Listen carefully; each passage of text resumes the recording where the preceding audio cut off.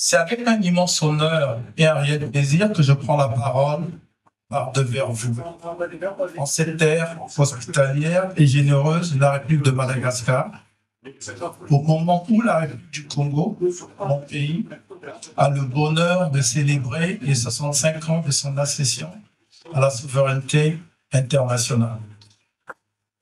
Le 15 août 1960, notre destin a pris un tournant décisif, plein d'espoir par l'affirmation de notre souveraineté internationale et par la construction d'une nation prospère dans l'esprit de notre devise « Unité, travail, progrès ». Au nom de la République du Congo, je vous souhaite à tous une très cordiale bienvenue.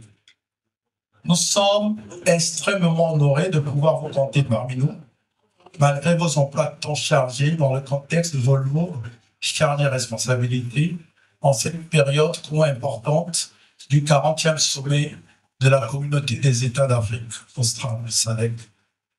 Votre présence ici témoigne de votre attachement particulier à notre pays et reflète également de l'excellence des relations entre la République du Congo et vos pays en général, et en particulier avec la République de Madagascar. Excellence, Madame la ministre des Affaires étrangères de la République de Madagascar, distingués invités. Le thème retenu cette année pour célébrer les 65 ans d'indépendance est « Mobiliser dans la paix, ensemble poursuivant la marche vers le développement ». Pour la République du Congo et pour beaucoup de nos pays, il n'y saurait avoir de développement sans paix. Cette paix très chère à son Excellence, M. Denis Sassou Nguesso, président de la République du Congo, qui en a fait son cheval de bataille. Il en a fait son cheval de bataille.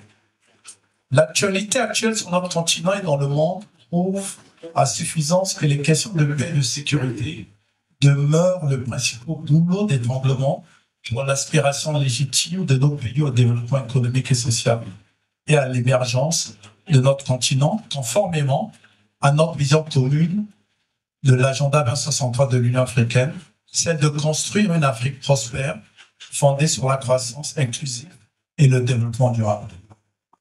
Fort de ce climat apaisé qui règne en République du Congo sous la vision et le leadership de son Excellence, M. Denis Sassou Nguesso, président de la République du Congo, et sous l'impulsion directe et stratégique du chef de la diplomatie congolaise, son Excellence M.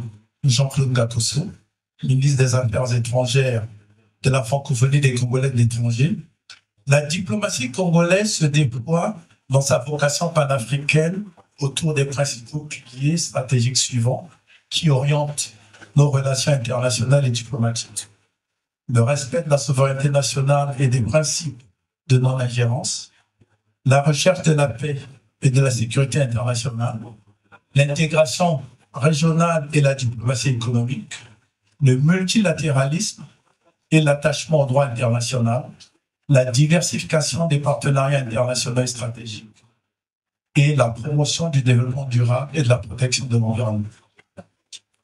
Fort de ces leitmotifs suscités, la diplomatie congolaise dans la région de l'océan Indien demeure une priorité à fort potentiel, s'inscrit dans le renforcement de ses relations diplomatiques avec la République sœur de Madagascar. Ceci grâce à la nouvelle impulsion voulue par nos chefs d'État, leurs excellences M. Ange Rajouane et Denis Sassou Nguesso, dont l'orchestration se fait sous la très haute autorité de nos deux gouvernements respectifs et sous la coordination des ministres des Affaires étrangères de Madagascar et de la République du Congo, qui ne ménagent aucun effort dans ce sens. Cette nouvelle dynamique s'illustre par une intensification des échanges diplomatiques à travers de nombreuses rencontres au sommet entre nos deux chefs d'État, par des missions ministérielles régulières entre nos deux pays, par l'engagement direct de nos patronats respectifs et par une double présence accrue d'étudiants congolais à Madagascar, et ils sont nombreux dans la salle, ainsi que d'une expertise technique malagasy de qualité pour nous. En cette illustre occasion, permettez-moi de détailler davantage mes propos sur l'état de nos relations bilatérales et de notre coopération, qui notent d'une vision et ambition commune et concertée. La signature en mars 2025 par nos deux ministres des Affaires étrangères d'un mémorandum d'entente sur les consultations politiques. Ce mémorandum d'entente établit un mécanisme de consultation politique bilatérale et vise à renforcer la coopération entre nos deux pays à travers des échanges réguliers entre les ministres et vos responsables portant sur les relations bilatérales, les enjeux communs et internationaux d'intérêt commun. Plusieurs axes de coopération promoteurs ont été évoqués, notamment le rapprochement entre les peuples, la valorisation de la biodiversité et le développement du secteur pétrolier.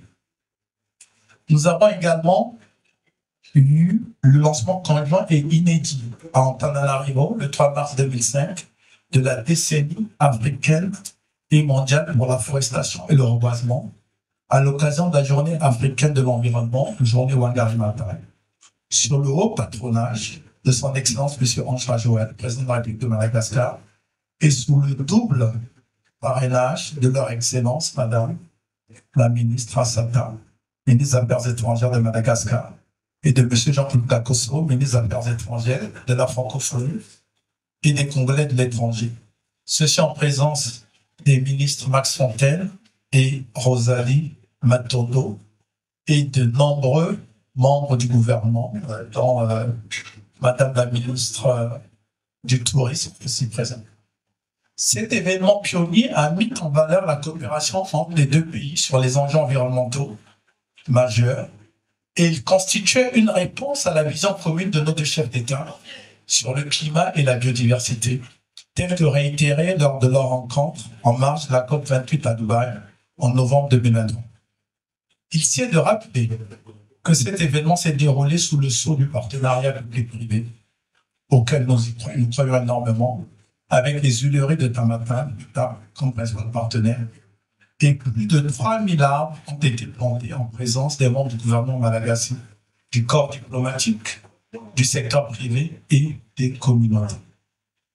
Sans être exhaustif, ce partenariat gagnant-gagnant concerne aussi la coopération en matière de défense à travers notamment l'octroi par Madagascar des bourses de formation à la prestigieuse Académie militaire d'Antirabé au profit des élèves officiers congolais.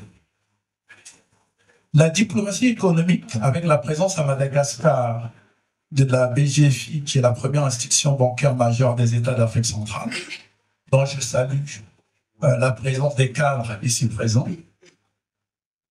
constitue un levier important de cette coopération économique. Les échanges se multiplient également au niveau de nos partenaires, nos patronats respectifs et à travers de nombreux acteurs du secteur privé. À titre d'exemple, au mois de mai 2025, Antananarivo a accueilli une délégation de femmes entrepreneurs congolaises qui ont participé au Comité mondial des femmes chefs d'entreprise. Et en juin, Brazzaville a accueilli une délégation du patronat malagasy pendant les rencontres des entreprises francophones. Excellence Madame la ministre des Affaires étrangères, nous apprécions pleinement votre engagement sans faille dans le renforcement de l'axe Antananarivo-Brazzaville. Car vous avez débuté, à titre d'exemple, votre tournée en son temps de promotion de la candidature à la présidence de la Commission de l'Union africaine de M. Richard James André Amand-Jado, ici présent, par Brazzaville en janvier 2025. La plupart des réalisations que je viens de brièvement évoquer portent également votre signature personnelle. C'est pour vous dire comment nous apprécions énormément votre dynamisme et ce nouvel ancrage de la diplomatie malagasy au cœur du continent africain, tel que l'illustre également la présidente future ou présente en transition de la République de Madagascar, donc la présence de la SADC par Madagascar, et nous nous en réjouissons. Dans ce cadre, notre ambition commune est de consolider davantage nos relations diplomatiques par l'organisation de la première grande commission mixte entre nos deux pays, ainsi que par l'ouverture prochaine du consulat honoraire de la République du Congo à Madagascar. Malagasy de cœur ayant été adopté par les plus hautes autorités de ce beau pays, auquel ma famille et moi-même sont étroitement liés. En ma qualité d'ambassadeur extraordinaire et plénipotentiaire de la République du Congo à Madagascar, je continuerai d'accomplir cette importante mission avec force, passion et détermination dans l'intérêt de notre belle nation. Je profite de la présente circonstance pour rappeler à mes chers et aimables compatriotes de la nécessité de vivre en symbiose avec le peuple malagasy et les autres communautés en respectant les lois et règlements de ce pays frère qui nous accueille si bien dans l'esprit du Congastois légendaire qui le caractérise. Excellences, Mesdames et Messieurs, je ne pourrais conclure mes propos sans évoquer la principale priorité actuelle de la diplomatie congolaise, l'élection de notre compatriote, M. Firmin-Edouard Matoko, à la direction générale de l'UNESCO. Ce dernier a mené une longue carrière internationale, marquée par une vaste expérience en relations internationales, et a occupé des postes de haut niveau au sein de l'UNESCO, tant au siège que dans diverses régions à travers le monde. Attaché aux valeurs et aux idéaux de l'organisation, il exerçait ses fonctions avec professionnalisme, intégrité et un profond respect pour les relations avec les États membres. À travers cette puissante candidature panafricaine et le remarquable profil de M. Firmin-Edouard Matoko, la République du Congo sollicite votre appui déterminant pour l'aboutissement heureux de cette candidature qui contribuera davantage à bâtir dans l'esprit de l'aspiration 7 de l'Union africaine une Afrique qui agit en tant qu'acteur et partenaire fort, uni et influent sur la scène mondiale. Pour terminer, je réitère au nom de la République du Congo mes très profonds remerciements ainsi que ma profonde gratitude à toutes les hautes personnalités qui ont bien voulu honorer de leur présence mon pays et toute la communauté congolaise ici présente. Bonne fête de l'indépendance à toutes et à tous. Vive la coopération Congo-Madagascar. Vive le Congo. Vive Madagascar. Je vous remercie.